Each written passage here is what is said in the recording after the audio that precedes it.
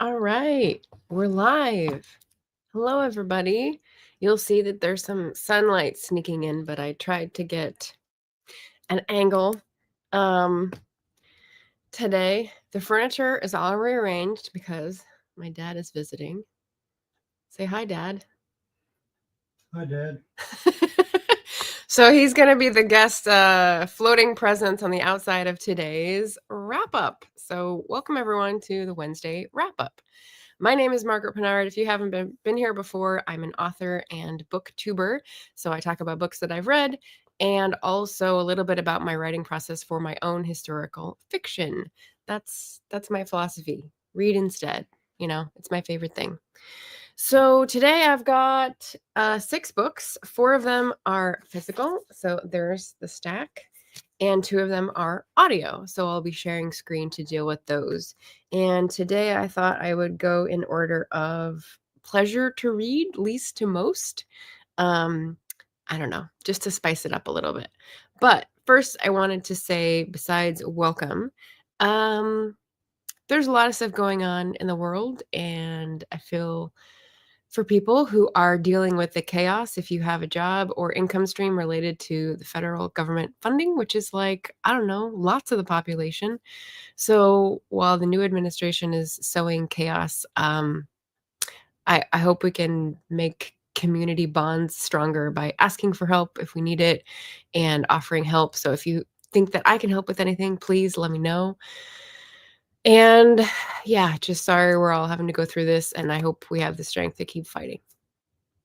So, with that being said, and acknowledging the terribleness of the times, I also did want to point out I'm going to keep reading, and you'll see some of my reading is very pointed, but some of it is very fun. I'm going to keep reading and participating in this channel world, which means tags. And a few of the recent tags that I did and tagged people. See, I do, when you tag me, when you do one of the tags that I've tagged you in, I get to see that someone like took the torch, and that's very exciting for me. So I just wanted to point out that recently I do a one tag video a month. Sometimes I double up, but it's the same video. So I did a Christmas music tag, which Marion from Writer in Rwanda did last month. I did a I'll get to you later tag, which Marion also did just today. So that's very cool. I did the Hold My Place tag, and Book Chat with Pat did that right away, and also Jim's Books, Reading, and Stuff. So I wanted to shout out and say thanks for picking up the torch and, I don't know, revealing some more about yourself and your library and your reading tastes, because that's what these are about, is learning more about each other. Just fun. Okay, so those are the 2 things I didn't want to forget to do, and now we can pass on to the first book in order of least to most pleasure to read. So here we go. It's The Red Deal, Indigenous Action to Save Our Earth, written by the Red Nation. So it's a little fuzzy in terms of who actually did the writing. But it's published by Common Notions, which advances new formulations of liberation and living autonomy. And it's a part of a series called Red Media Series. And lots of interesting things going on there. So this is a very small volume, but as I said, very dense to read. I liked it because it was taking the idea of the Green New Deal and running with it. That's explicitly addressed in the introduction.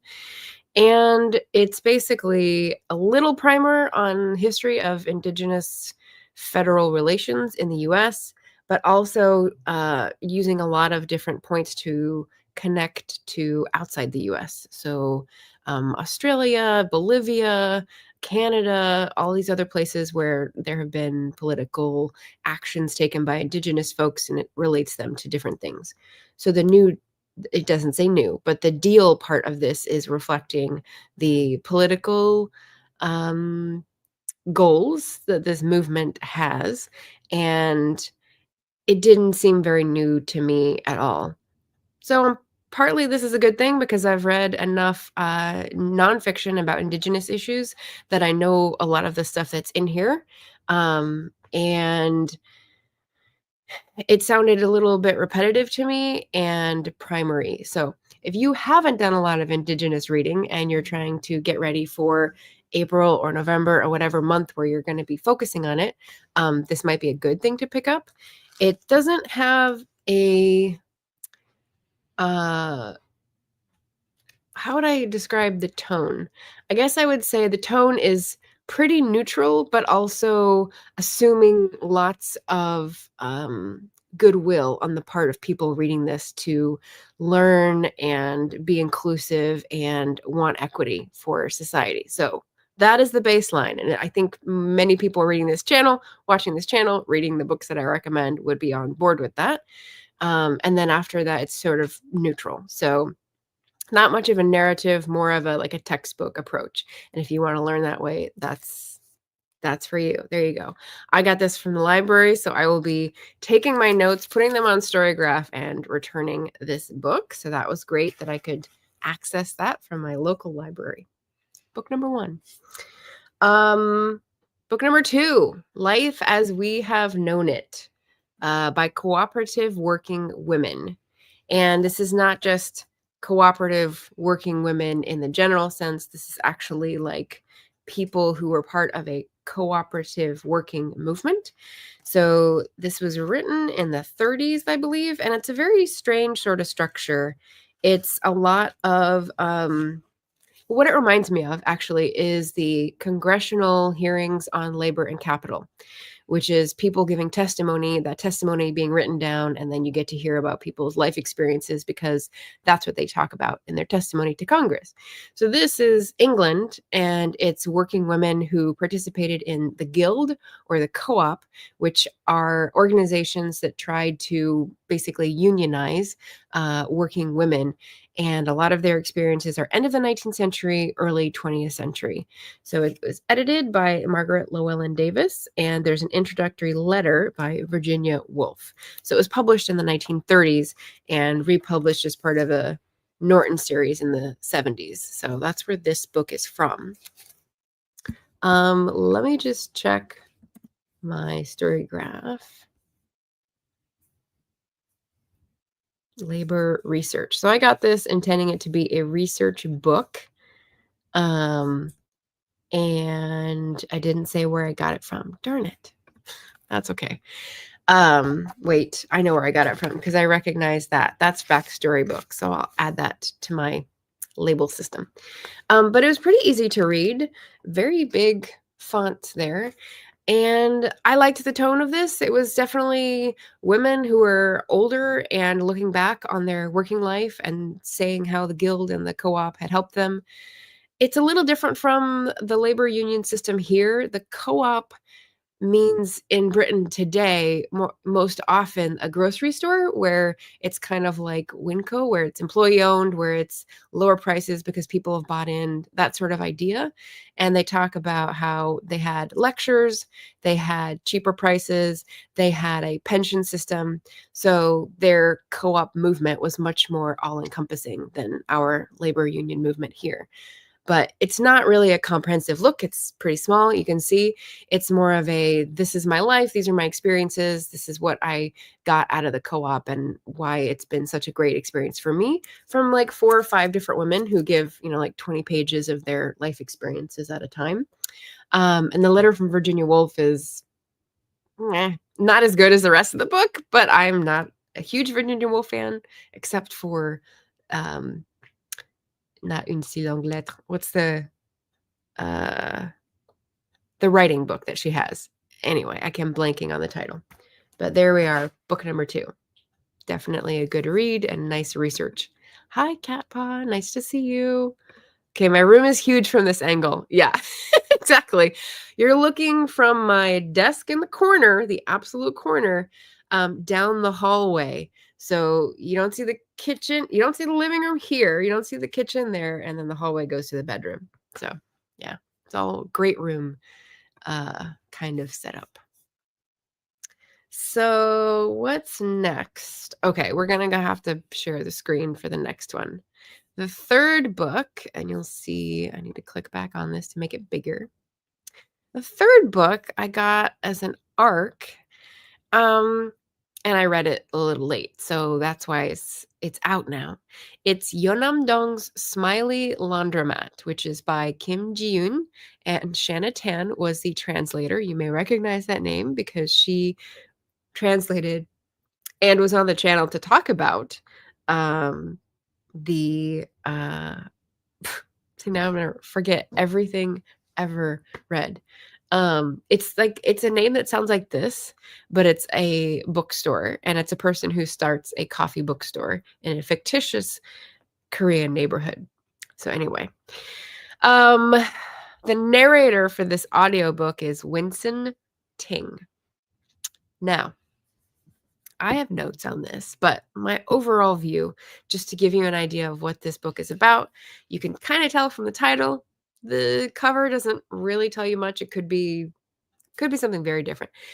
It's a similar to the bookstore book, a slice of life, cozy fiction, meaning when you read it, it should be touching, it should be heartwarming, and low stakes, right? So that's what we sort of expect from that new genre. And it centers around a laundromat, and it's basically the fixture of this neighborhood, the yeonnam-dong neighborhood. And this is a neighborhood that has rapidly gentrified. So we follow a few different characters and their storylines, and then eventually see them come together. And most of the book is very sweet. It's very cozy. I liked some of the linkages and the crossings of the lives of these people. So we start out with a older gentleman who's a retired pharmacist who's having problems with his son and daughter-in-law and getting around, and he just is mourning his wife and doesn't want to move out of this house that they built together in their garden. And so he walks around the neighborhood with his dog, and we meet him first. So that's my first non-pleasurable moment listening to this. I don't know what you guys think about this. It's a translated fiction. It's originally in Korean. It's in English. And the narrator gives this first character that we meet, when he speaks in dialogue, a very choppy accent. It's very disruptive to listen to how he speaks. So it's almost hard to understand what he's saying at points because he gives him such a thick accent in English. And I don't know what the point of this is, because in the book, he's a Korean talking to other Koreans. He's easily understood. So I can only conclude that it's to indicate his age, that he speaks slower and has difficulties. So that was not a choice that I particularly appreciated. Other characters that we meet in the book include a mother who is having trouble with a toddler, not a toddler, a 6-year-old who is wetting the bed and having trouble at school, as well as paying the rent, and their apartment lease is up, so now they have to find a new place. So she's getting squeezed and getting depressed and going to the laundromat with the bedwetter's sheets, and so that's obviously a good setup for the laundromat crossing. So I liked her. We also get someone who's in the screenwriting industry and not able to make it and struggling. We also get a musician who's busking in the subway and struggling and about to throw in the towel. And you also get like secondary characters around these sort of main characters.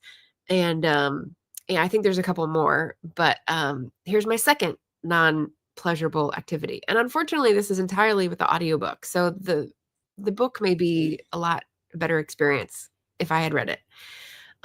So the busker, the musician, is given another interesting accent, and it sounds like hillbilly Arkansas to me, or perhaps Texas. So again, there's an interesting choice that other people may appreciate, but it just sounds really weird in the translated fiction. Perhaps they are doing that to make it sound like he's from the country, but there's no indication that he's from the country, right? I can't remember exactly his backstory, but he's coming to town. He's trying to make music, and he's about to give up because no one's following his YouTube channel. And then one person does, and things change from there. So it was just painful to listen to. And I don't have any problem with Arkansas. I just don't see what the relation of a country English American actually accent in this character does, and it's just very jarring. You can differentiate characters without giving them a very outlandish accent. So that was sort of took me out of the story, let's say. So besides that, like I said, most of it is cozy, the lines crossing, the lives connecting. It's very nice. And then I agree with my friend Katya at Page Turners with Katya that there's a turn. So most of these stories relate people struggling with things in life and then like having a wake up moment at the laundromat with this special journal that everyone's writing in and sort of talking to strangers. And it takes a sharp turn when there's a trigger warning for a suicide in the book. It's not in the story, it's a past event, but the person who died's brother is the one who is pursuing, the plot for this other character. And there's an actual villain who pops up in the last story, and very dark. So we go from cozy, dark, and they all unite, and it has a happy ending, but sort of a weird tone shift. So honest reviews on this channel. I do like Korean cozy fiction. I do like to support translated fiction. I do love being able to review arcs. I was just a little put off by the narrator choices and the tone shift. So yeah. So that is book number 3. Do I have any other reminders? Quick reminder that I am doing Truth and Reconciliation series. So if anyone wants to talk about climate with me, drop me a line. I'm on Blue Sky. You can get my email from my channel page, and Patreon. You can always leave a comment on a public post. And we're gearing up for a February. I don't have a date yet because I'm talking to another channel and hoping I can get him on to talk about his reading for Climathon last year and what he thought about it. The update on the January progress on the writing, just a quick tidbit, is I've gotten a few good blasts of research and plotting. So I'm maybe 65% of the plot is sort of forming, and I have a few days left to figure out the resolution part. So we'll see. What else? January into February. I've got most of my postcards written to go out on the 1st. So I've been late a few days the last couple months. But if you want to support the channel and be a patron, you can go on Patreon and get a postcard from me at the middle level. What else?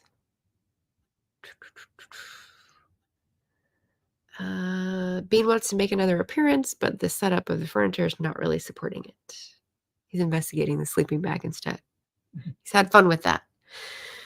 What else is changing around here? The next stream will be Friday because it's the last Friday of the month. So I do final Friday productivity streams. So if you want to join for that, feel free. 9:30 to 11:30 Friday Pacific time for me. Okay, I think that's all my announcements. So we'll hop back in. Book number 4. There he goes. He's going back in the sleeping bag. This nutter. Okay, so it's one in the series that you've seen before. It's a Grace Burroughs, who's one of my favorite historical romance authors. Lady Violet finds a bridegroom, and it's not my favorite of the series, but it's entertaining. It's got the trademark Grace Burroughs tenderness, talking about backstory and psychological needs in a relationship, which I really appreciate. It's got a lot of humor. And she works in the mystery of there's a missing bridegroom, and Lady Violet has to figure out what happened to him. And what's interesting is that the missing part is that we don't know if he exists, because the bride-to-be in this book has met him through a correspondence. And she says that he's real and she's met with him under cover of darkness. And why wouldn't he show up for the wedding? But Lady Violet doesn't know that. So once again, we have her lovely companion, who's the French guy, the doctor, and her her friend is the bride-to-be that asks her up to visit. And coincidentally, the Scottish guy who we will meet in later books, because I'm reading this out of order, is a neighbor and able to ride back and forth. So all the main characters are in the book. And so yeah, so it was nice. It was a quick read. Let's see if there's anything I put in the notes to remind me. Nope. I just picked this up at Powell's. I remember because I had a big Grace Burroughs haul at the Powell's at Cedar Hills. But yeah, so I'll probably pass that back on now that I'm done with it so that we can make room for more books. Okay, last two, and these are the favorite two. So I initially got this cookbook from the library. Didn't look for it, wasn't recommended. This one I found on my own, so go me. It's called Salad Days by Amy Pennington. She's a British author, and it's a British cookbook. So the fact that it found me was like really the universe pointing it out. I am always on the lookout for something that helps me feel creative in the kitchen and looking for ways to use healthy seasonal foods, fruits and vegetables, so that there's a balance of functional things that I need habitually, like toast and jam, and things that are easy to fall back on, like eggs and oatmeal, things like that, with stuff that is more nutritious, that's going to be like making me feel more energy and get those nutrients to keep all the systems running. So Salad Days is beautiful for that. I took this back to the library after reading it in one day and marking all these pages and looked at the Powell's inventory and said, oh, they have one there. I'm going to walk down to Powell's and buy myself a copy because I know I'm going to use this. And I did just that. It was not hard. It was not easy to find. I had to ask for help. And then, of course, it popped out. But they had it since March last year. So I got it in January. So it's like 10 months. It was waiting there for me, which is kind of a fun story. So I went through and obviously put a lot of tabs in there, a lot of intended recipes. I'll just point out a few, maybe to wet your whistle here. They look really good. So you're enticed to make them. There's the normal, paragraph explaining like why it's a great combination. Lemongrass, pistachio, Brussels sprouts, and lime-soaked leaves. And this uses something called a sambal, which I haven't used, but is it a Thai? I can't remember. I think it might be a Thai sauce tradition, but it doesn't explain that. So it's not a big cultural anthropology book. It's just a cookbook with someone with a lot of experience with world cooking, which is nice. This one I made roasted carrots with sesame tofu and watercress, and it was very satisfying. It didn't look as nice as that on my first try, but it was very satisfying. This one I made for the dinner party, and it's beautiful and very wintry, and it's the orange and parsley with dried olives. So my friend Allie helped me make it when she chopped all the oranges, so I really haven't made it myself, but I intended and she helped. So and that was delicious. So simple, good for the season. And then the next one on my list out of this book is that one. Doesn't it look pretty? Shaved cabbage, white onion with pomegranate and orange caraway dressing. So another wintry one. And I've got the cabbage. I don't have the mint. No, I do have the mint. It's outside in the compost heap. But I would need the pomegranate seeds to get those. But that's kind of how I operate, is kind of go through and flag recipes that I have most of the things for, and then I can buy one thing to make it special, make a few servings, and then have something new to taste and be excited about and feel good about. So I loved this book.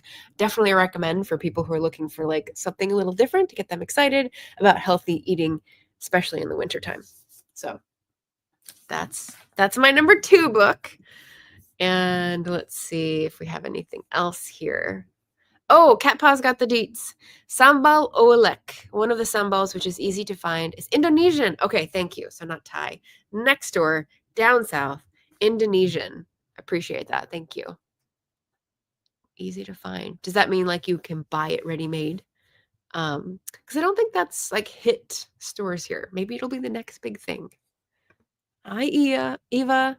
Hiya, Eva. Sorry, that came out mashed together. I'm seeing all your pictures on Instagram. Hope you're doing well. And almost home. So I've gone through 5 books. I have one more, and the last one, which is the most pleasurable to read, is going to be an audiobook. Let me zoom in on this one. Okay. So this is an ARC, and wait, am I sharing it? Yes. Okay. So it's not out yet. It's what's the pub date? I think it's not until, well, let's just check. Let's just check so I can pass on real facts. Where would I go? I would go to my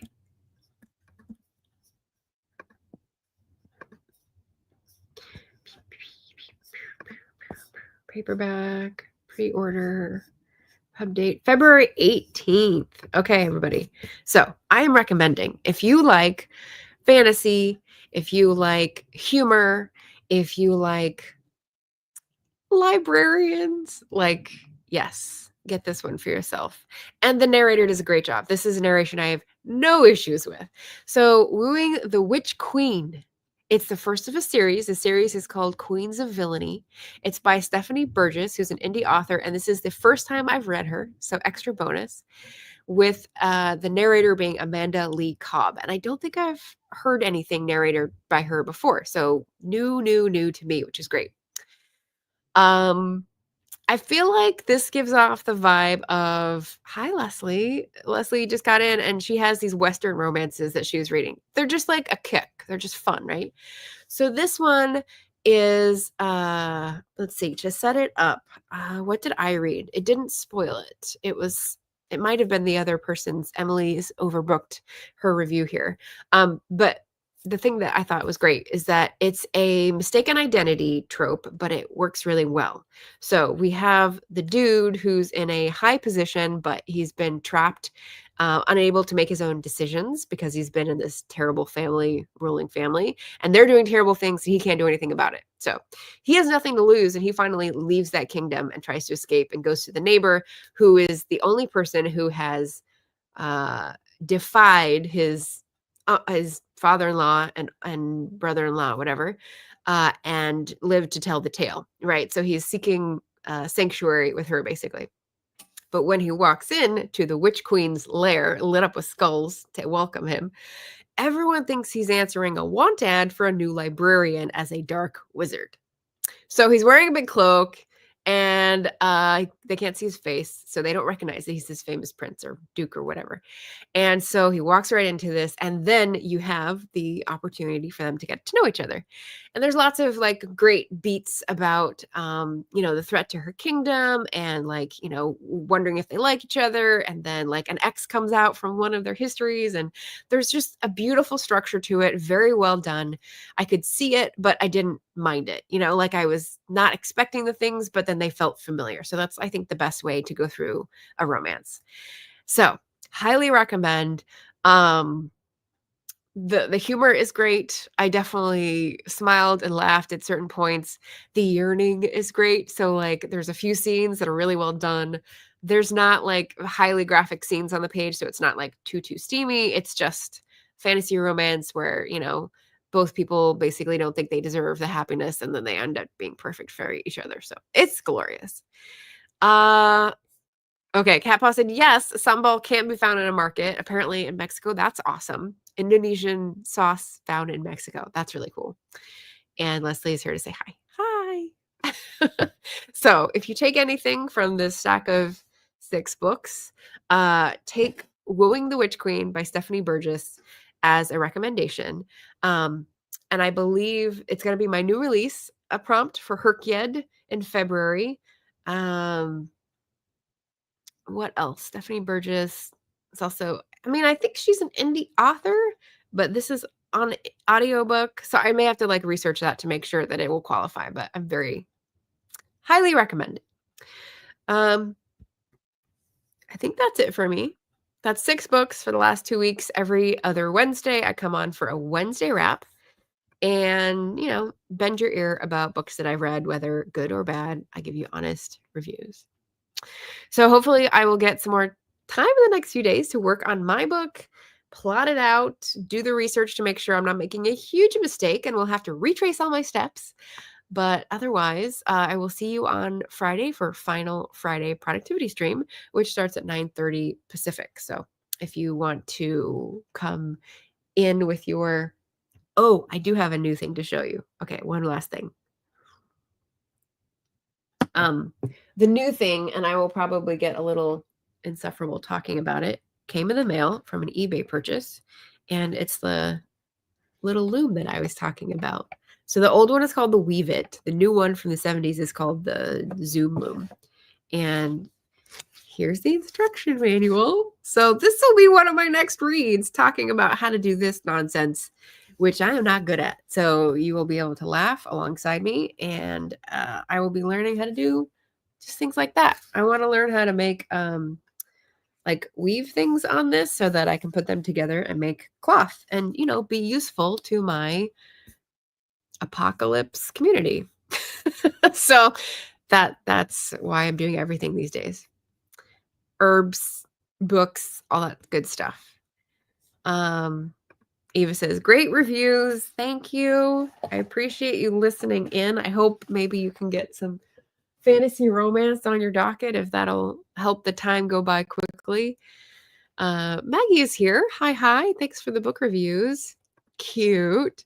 Yeah, and that is historical, that little loom. It came from Oklahoma, and it said the company was in business the 30s, 40s, and 50s. And that has a booklet that says, send in for booklets on how to weave this, that, and the other. And they're 25 cents, 30 cents, and 35 cents. So it's like a book like that for 25 cents. I'm thinking it came from the 1930s, which is hella cool. I could make a little jacket for my cat, but he would never wear it. He doesn't even tolerate a collar. So that would be dead in the water. It would be really cute, but I don't think that'll work. Maggie says, I want the cookbook. No, I don't have any room left in the cookbook cabinet. Yeah, I had to just sell back 3 of my big hardcover cookbooks because I need the room. I need the ones that I'm gonna use, right? So, and Maggie's got so many, I don't know, actually. I feel like you have so many recipes right on the tip of your fingers, like in your brain, that, you don't need as much room for the books. But of course, you reach your limit, you will need the books at some point. So cute. Yeah. So hopefully we'll get started on that and I'll be able to understand it. Already I'm reading paragraphs and being like, what do you mean? What do you mean? Not it there. So we'll see. Maggie says, love those little looms. Oh, Emma popped in. Oh, I've hit the wrong thing. There we go. Hi, Emma. Maggie says, I have several knitting looms. Yeah, I'm hoping. So I've tried knitting and failed. I've tried sewing and like half-arsed it, as Lena Norms would say. So I'm hoping this is like the kitty version enough that I can like get confident and, proficient at it before I graduate. Maybe I'll graduate to a rigid head of loom, which is like this size and goes on a tabletop. That would be fun. You could do more things with that and it's a little more expensive, but I got to start small. The Lauras have greeted each other. There we go. So that is the stream today. Thanks for watching. Take care of yourselves, everybody. Reach out, if you are looking for specific help or know that I can help with anything in these terrible times. Keep reading, take care of yourselves, and I'll see you on Friday if I don't see you sooner in the chat. Bye, everyone.